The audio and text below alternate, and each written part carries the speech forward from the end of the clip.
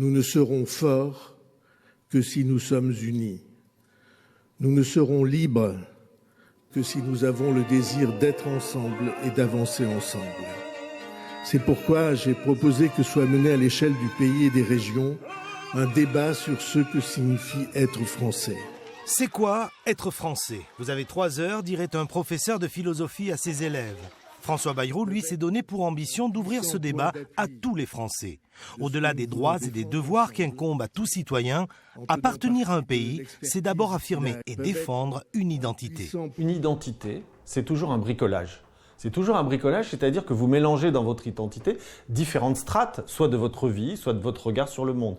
Donc on est bien sûr français, mais on a aussi une région auquel on peut être très attaché. On appelle ça parfois la petite patrie par rapport à la grande. On peut aussi s'inscrire parfois et de plus en plus dans la mondialisation, parce qu'on a des liens avec l'étranger.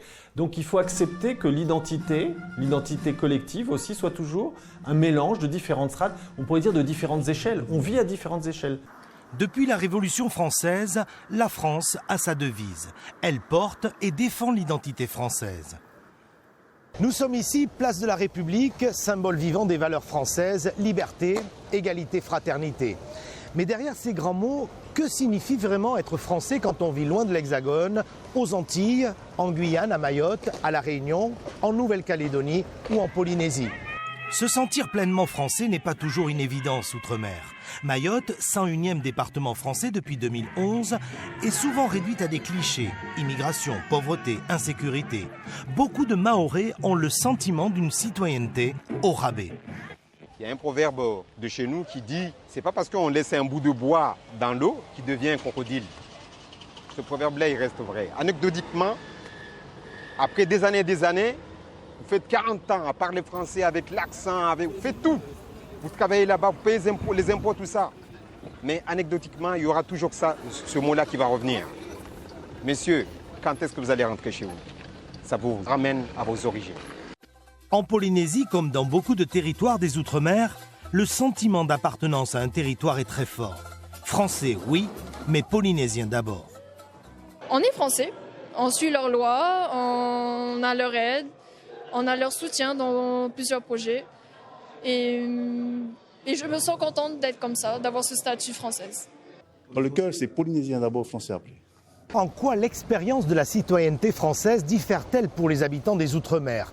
Comment influence-t-elle leur perception de l'identité française? Je demeure fondamentalement antillais, fondamentalement nègre et fondamentalement français. Cette phrase d'Aimé Césaire résume clairement l'identité multiple des populations d'outre-mer. Pour cet historien, chaque territoire a son histoire, sa mémoire, ses spécificités. Être français, c'est pas associer tout un ensemble de critères, le camembert, les églises ou je ne sais quoi. C'est une construction par rapport à une histoire, par rapport à une expérience de vie et par rapport à un territoire. Et donc, on peut accorder telle ou telle valeur à telle ou telle période, notamment les périodes d'émancipation. On pense à celles qui touchent à l'histoire de l'esclavage, à celles qui touchent à l'histoire de la colonisation. Donc, tous les Français n'ont pas à regarder l'histoire de la même manière. Donc, c'est ça qui est intéressant, c'est de pouvoir construire son identité à travers un regard personnel sur l'histoire. Il y a 16 ans, Nicolas Sarkozy avait lui aussi affirmé sa volonté de faire discuter les Français sur les valeurs de l'identité nationale. Accusé de stigmatiser les immigrés, jugé politiquement opportuniste et marqué par de nombreux dérapages, le débat s'est rapidement essoufflé et ses conclusions sont restées floues. Fred Constant est diplomate et politologue. Pour lui, les politiques et les médias ont une responsabilité.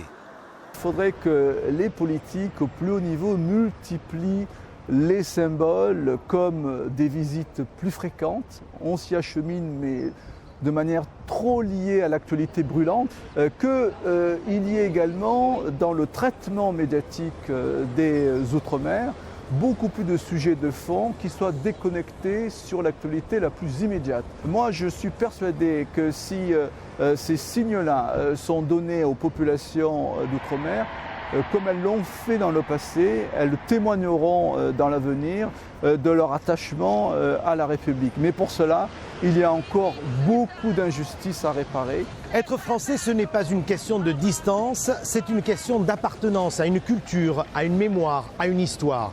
Une question de partage et de respect également. La France est un ensemble pluriel, vivant, qui se nourrit de toutes ses différences. Les Outre-mer nous le rappellent tous les jours.